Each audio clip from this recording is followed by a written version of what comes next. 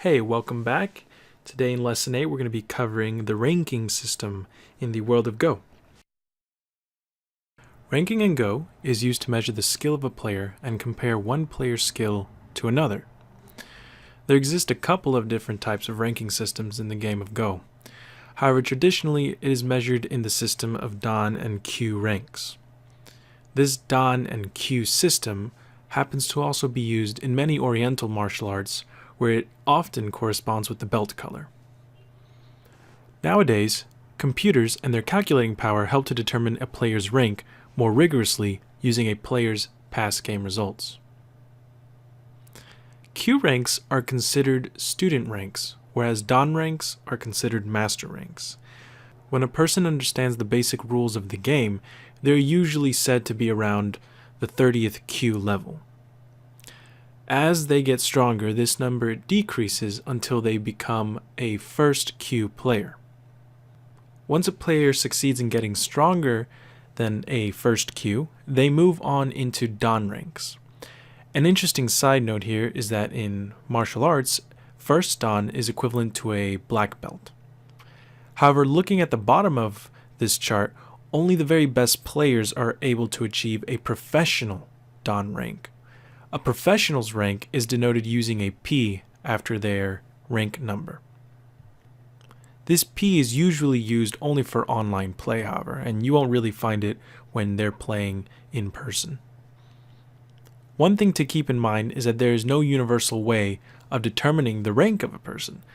Different countries, online Go servers, and associations each have their own way of determining a player's skill.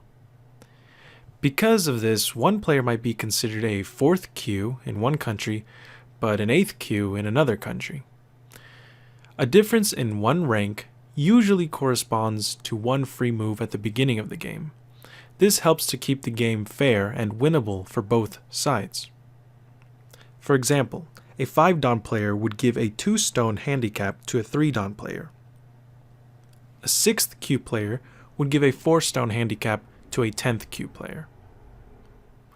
However, for professional players, it's a little different because the differences in skill between one rank and the next one up are much smaller, so it's usually a 4th or a 3rd of a stone per level.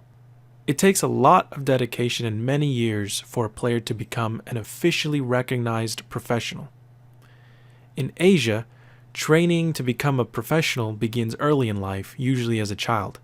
In Japan, children that show talent go on to become insei, which means something like Go apprentice, and study under tutors until their professional exam, which must be passed by the time they are 18.